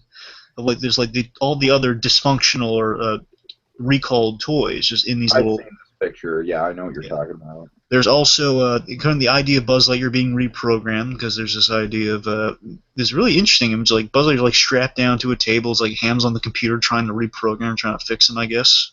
Mm-hmm. There is an equivalent to all the garbage dump, like being chewed up into pieces, and a lot of Brave Little Toaster influence because Buzz is about to be crushed by a giant thing, just like the Master was in Brave Little Toaster. Oh God. And it's kind of a heartbreaking image of Woody coming to Buzz's aid. And you feel bad for Buzz Lightyear in this proposed idea. It's interesting. You want to see kind of how it would have gone for Buzz and see what his character arc would have been, but the toys going to Taiwan is kind of an out there premise for a movie. Taiwan. Go ahead. Yeah? Oh, me? No, Yeah. Monkey. Oh. Oh, wait, who said something? I don't know who said something. I was just making a pun. Taiwan. Do you have something, Sandy? Oh, no. You were talking about the toys in, what was it, Tokyo or something? Taiwan. Yeah. Taiwan, yeah, sorry. And I remembered that because I had seen that somewhere, and I had completely forgotten about it until you just said it now, so I was like, huh, well, yeah. Yeah, the Circle 7 stuff is kind of this weird land of kind of opportunities missed that we don't know how they would have panned out. Some of them are weird, and it's kind of hard to separate the bunk from kind of the other drafts and stuff. There's an attic, going to Grandma's house, that was a storyline, and that was one of the passes of the script, and then it got a little weird. Would we see Grandma's vacuum?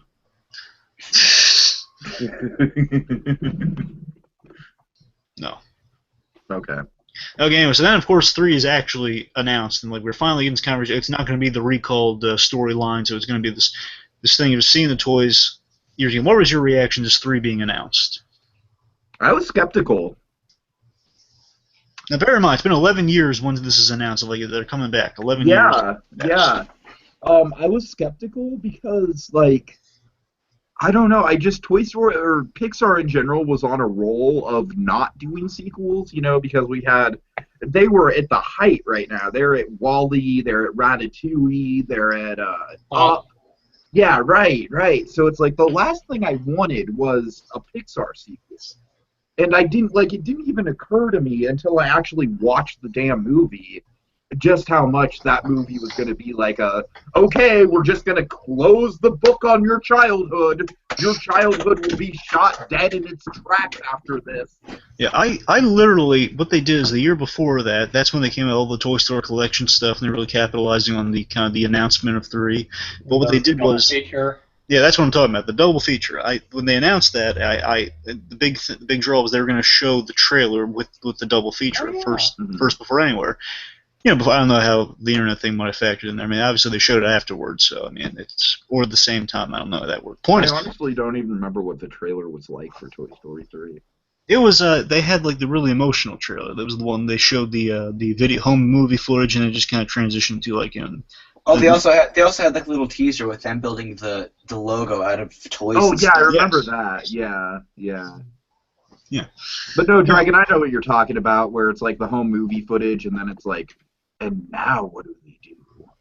It's all ominous. Yeah, you got a play date with destiny. Stuff like that. But I mean, just the announcement that I had to see the re-release of those movies just so I could see that trailer, because I've been waiting 11 years for this to see what would happen next. It's like I had to see it, and plus it gave me an excuse to see the first one in theaters for the first time ever. Seeing it in theaters. Nice. Which was, I loved. I'll tell you what, it just made me feel so happy, guys. It was just being in the audience and hearing the reactions to the gags I've loved so much since I was a kid. Hearing the broad reactions live and in person. It's totally. And then being there for 2, it's like just being there, like sticking around for 2 and just kind of re-experiencing what I felt as a kid in a movie theater watching this movie, seeing it on the big screen. I could watch these anytime. I have them on DVD, but still, And of course, it's the preface to that being you're going to give you it right at the gate. Toy Story 3, a little glimpse at it. It was a magical experience. And what were our thoughts on 3?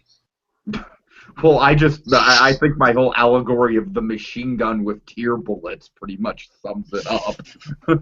So a satisfying conclusion, we could agree. Yeah.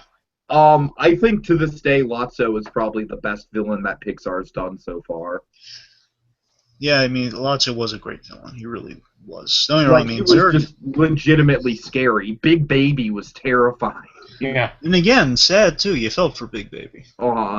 I love everything they did with frickin' Michael Keaton as Ken. I love Michael Keaton so much. That was a genius addition to the game. Just the other guys were just saying to Will Ferrell's like, wait, don't go. He's dying. No, I'm not dying. I'm fine. Oh. I mean, what can I say? It's my childhood literally ending in a movie form. It's that powerful. It was like I felt the last glimmers of childhood just fade away when the credits rolled. I'm not even exaggerating here. It was like everything came full circle with it, and that's why I think it's an incredible movie, is because it was like for people like me that saw that damn movie in the theater when I was 4 years old, saw the original, to owning the toys, growing up with the frickin' toys, and then it's cerebral. It's absolutely cerebral what Pixar did with the ending of Toy Story 3. Well, let me. And just how much it just, like, everyone from the 90s, like, their collective childhoods were just brought full circle in such an emotional way with the end of that movie. Well, let me say this. One of my notable experiences with Toy Story 2 in the theater was that, I was on the edge of my seat when they were crossing the street, crossing the street like the whole drop, and then traffic cones thing. It's like such an ambitious thing for toys to try. You're on the edge of your seat wondering what's going to happen. Like Mr. Potato's almost crushed by the giant, by the giant cylindrical tube. Yeah, he's almost crushed by that thing with gum on his shoe. It's like you're on the edge of your seat wondering what's going to happen. And this movie, Toy Story 3, had tons of those moments, and just kind of jettisoned my mind back to that edge of my seat, kind of wrapped up in the movie feeling. And like the big moments, I mean, of course, just you're going to yourself, aside from just being emotionally punched in the face so many times by just these. It felt kind of like Prison Break, where they're trying, like, it's like a jail, they're like prison, they're trying to break out, and like there's all these guards. That's just awesome. Yeah, but I mean, like in the beginning, of course, the home movies thing just instantly cut off by you got a friend means like instantly, cut off with utter blackness and like, oh man, what's happened? And there's the moment the toys are put in the garbage bag, and you know what's coming. It's been in some of the promotional stuff, but still, it's like he's looking at Buzz and Woody, and just the reaction on Buzz's face of he picked Woody. Not that he's like really, he's a little focused on other things at the moment. Just have a moment of reaction from Buzz Lightyear, like, you picked Woody. Mm-hmm. And then he's just like, they're all in the trash bag, and you're panicking along with Woody, and of course, so many other fantastic sequences. Again, they didn't disappoint. Of course, we can't talk about Toy Story 3 without talking about the fact that they literally almost convinced us that they were going to kill off the entire cast. That's what I'm saying. I'm being on the edge of your seat. They had a matchstick moment that was Normally great. they hadn't included that shot of Andy with Buzz and Rex in the trailer. Shut up. Shut up. Yeah, I'm pretty sure that was on my mind when I was seeing it for the first time. Like, well, that shot hasn't happened yet. What does that mean? I mean, when I was in the movie, I didn't care about the trailer stuff. I'm on the edge of my seat. Yeah, when I was in the movie, I was just like, oh my god, they're all gonna freaking die! Like, right here! But again, one of the matchstick moments, the end all matchstick moments with Toy Story. I mean, don't get me wrong, the first movie, hence the term. Full circle. Yeah, I mean, it's like the use of the matchstick moment, end all matchstick moments in Pixar is in Toy Story 3. Of like, instead of just like match blows out, it's like, Lotso, push the button, and he doesn't. And like, how are they going to get out of this? Damn. Then they just like, oh god, that bear, man. Plus, his origin scene is so great too. By the way, just like the score is fantastic by Randy Newman. Yeah. It's like, I love the change, and Ned Beatty again. He delivers such a great performance. Even again, it's like how Tim Allen has said back in the first Toy Story. He gives such a great performance even without saying anything, just seeing how the characters are emoting through the animation. He's like the change of eyes. She replaced us. Just. But yeah, again, the toys coming in close to the end. Let's go around with this important question. How many of you thought they were going to buy it? Kind of. I was kind of half and half. Sandy? You mean like at the end when they're in the garbage? Yep. Yeah. Generator. I can't really remember what I thought, because I remember I went to go see that in the theater when it came out, but I can't really remember what I was thinking right at that exact scene. I was just sad, because just the thought of it just saddened me. Going down with the plane, it's all grasping, just seeing, Buzz extending his hand to Woody as he turned him down before. Like, I mean, I knew they weren't gonna, die or anything, but just the thought. It's like Pixar walks that line so many times of just going that. Okay, that's the thing, is that, like, after WALL-E, where the whole human race is almost extinguished, and then, like, after Up, with the whole, like, the wife dying, it's like, I didn't know what to expect from Pixar at that time. They walked the line of things go horribly wrong. And they got to that point in their career where we believe they legitimately might be that bold. I'm glad they weren't, just because of the fact that the ending that we did get with Andy giving the toys to Bonnie and that whole rite of passage thing, that was the perfect ending to the trilogy. I mean, let me just... any other way, but... Just 3 words. So long, partner. Oh my god. Oh, dude. No. I'll tell you what, Tiki, you know what gets me? I'll tell you the line that gets me, just kind of almost makes me break down in tears every time. I was in the theater, I heard this. It was like my nostalgia Achilles heel. It was the minute when he was saying his piece on all the toys, pulls out Buzz Lightyear, and he pushes the button. He's just pushes the button. I heard the echo of my own Buzz Lightyear. Oh my god. And it was just like, oh my god, that's the exact sound effect. And what they did was they actually used the real Buzz Lightyear toy, and they used the sound effect from it. That's how they did that. That's great. That's what broke me. Just like, I want to say it was like to infinity and beyond, but it was. If I remember correctly, I was like broken from the second that I knew what was happening. Like when he was like, "This is Jessie. She's a cow," and I'm like, "Oh my god, he's gonna give all the toys to her." Oh my god, no, it's so sad. It's so sad. Oh my god. I remember like it didn't actually get me to tears, but I think I came close. The thing that brought me to that level was Lotso finding out he got replaced. I could totally see that. That was also very emotional. No. Giving the toys away at the end. No, Lotso got replaced. Oh god, Waterworks might be coming. Of course, let's just address this. We haven't addressed this really with the rest of it. Just kind of the saving grace of Toy Story to get us from that kind of moment of peril. The only feasible way you could pull it off, the gag that brought down the house in the first Toy Story, that just stole the show, and of course in the third one, beautifully ended up saving their lives. The claw. The claw. The claw. By the way, the claw came from Gary Trousdale of the Beauty and the Beast. Ooh, yeah. To think that this could have been a magnet of a pizza with sunglasses. Like, there would be 4 pizzas with sunglasses on That the... could have been Pizza Steve right there. No, but the aliens had the fate of all those characters in their hands. Oh yeah. Yeah, I mean, like, hell, even not just the first viewing, like, the claw would get applause. Remember, all because of Mr. Potato Head, because he saved them. Yeah. Right. And he's eternally grateful. Yep. Oh god. Oh, It's god. funny, like, there's, like, sometimes, like, if I'm going to, say, a certain area, this certain city, like, I might pass by a sort of dump area.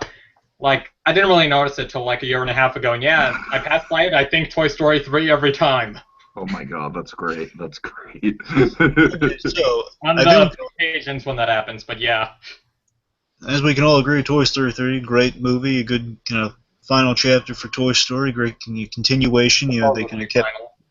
I would yeah. arguably say Toy Story 3 is the best, like, ending to a trilogy ever. Yeah, when it came out, Arguably I was saying all over the place, saying it's the best third movie of anything. Yeah, I mean, it's hard to find something that tops it. I mean, I'd throw like Return of the King into the ring, but to me, Lord of the Rings is all just one movie anyways. So You know something? Just rewatching it. I gotta tell you, it still escapes me. I can't believe it's been 5 years since that movie came in. Yet it feels like it just came out like last year. you make me feel old, man. Stop it. Stop That's the it. thing. It just feels like it Jesus came Christ, out I'm 2 gonna years be ago. 25 in a couple weeks. I'm not cool But with that. it's been 5 years. Can you believe it? No, I really can't. It feels like it was like last year or the year before, doesn't I it? know. I'm not alone in that. I just want to make sure I'm not. No, you're not. You're Time is moving way too fast, and it's kind of terrifying to my own morality. It's like Interstellar. It's like going by so fast. Like minutes have gone by. There's not enough time, Murph. There's not enough time. Just think of the day when you can say, "Oh yeah, Inside Out came out 5 years ago." Good Dinosaur came out 5 years ago. We're gonna get to a point where we're gonna be doing the Inside Out 20th anniversary podcast, and that's gonna be terrifying. You would better get Inside Out tissues for that occasion, by the way. You would better find some Inside Out tissues. Oh, if I don't have Inside Out tissues by 20 years from now, yeah, then I have. We'll say that. When we'll say that Star Wars Episode 9 was 30 years ago. Oh God. Oh, God. And then Okay. then we're gonna have something like J.J. Abrams' grandson making that movie. The next series of films. Star coming Wars back after Episode that. 20. It's gonna happen. Just like Spielberg's. Disney literally released a statement, and I quote, "We are going to make Star Wars movies every year from now until whenever years don't exist anymore." That's The official. Wookiee still looks They fake. said that. That's pretty much, yeah, we're going to make Disney movies every year until there's no such thing as years or something. We'll give every single character that made every single cameo their own movie. Look, all I'm saying is I want my Admiral Akbar movie, okay? I want to see that guy as like the Tom Cruise fucking Top Gun action hero. I want a low Don't bot say Blade that! Runner It's a style. trap! I want a low bot style Blade Runner movie. If Akbar doesn't say it's a trap in The Force Awakens, then there's just something wrong with If he's JJ. even in it. Yeah, he's in It's it. not a trap. Oh, I did not know that. He's definitely in it. Oh yeah, Hey, say yeah. no more. He's in Okay, the but trailer. back on topic, guys. Okay, so just Okay, wrap real up quick, with like You the arrive legacy at the of Toy theater Story. for episode 7 and it's just never gonna give you up starring Akbar. You guys just want to do like you want to rapid fire go through the shorts, just like What was that? We're no strangers to love. You know the rules, and so do I. Okay. Back to Toy Story. So you guys, listen. Can we? Is there any chance we can do like this? Like name the shorts and just give like a quick yay or nay on them? Really, really quick. Yeah, Hawaiian Vacation. Yay. I Never don't seen it. remember it, honestly. I'd have to see it again.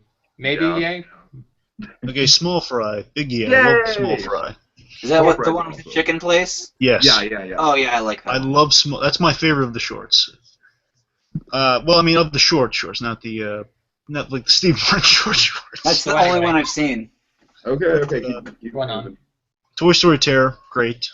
Awesome. Toy Story Time Forgot, not as good as Toy Story Terror, but it was good though. I really liked it. Still good. Partysaurus Rex. Partysaurus Rex was fun. It was really short, but it was fun. Okay, so Legacy of Toy Story, really, really quick. Legacy, it's impacted the world. I mean, people have been saved by the phrase "to infinity and beyond." Seriously, they have. I mean, people have been calling out to each other as like a show of support when they're Sprained stranded. ankle. It's an amazing impact. It's lasted 20 years for a reason because it's so great. It's such a pure film. Again, it's the first one. Let me say this on the film. For me, no matter what Marvel Pixar comes out with, and it's much as I love Inside Out, my order of my favorite Pixar films will always be these two in particular, in this order. No matter what, it will be the original Toy Story, then followed by Up. Those are my two favorite Pixar films, no matter what, from now until the end of time, because nothing can ever kind of encapsulate the feelings I had for those movies. And just, believe it, 3 might be better, technically better than 1, but 1 is just, to me, my personal favorite. It's an absolute perfect I film would in my agree with mind. that. Three is probably the best technical achievement out of the 3, but 1 is definitely the tightest story, and I think for that reason, 1's my favorite. Yeah, like 1 will always be my favorite. I think a lot of people might be able to jump on that opinion. Don't get me wrong. I mean, Inside Out is a phenomenal film. It's probably one of their. I will say this: Inside Out is the best written Pixar film ever. Inside Out, I think you could make a good argument for it being the best overall Pixar film. I really think you could. It's in the top 5, most definitely. And I think with Toy Story, I think it all has to come down to nostalgia. Yeah, like, don't get me wrong, it's a brilliant movie. It's a freaking game changer for sure. But you got to admit, Pixar is doing things on a higher level now. Yeah, that's with the thing. stuff like Up and stuff like Inside Out, where it's just like, the machine guns with tears are just in full force. We have full just armies of people with machine gun tears. The Green Army Brigade. All right, but Monkey, Sandy, any last thoughts about Toy Story's legacy? Long live Toy Story. Yeah, long live Toy Story. Lenny, And John do you- Lasseter. Oh. Lenny, do you have any thoughts? Look, a peach! And on that note, good night, everyone.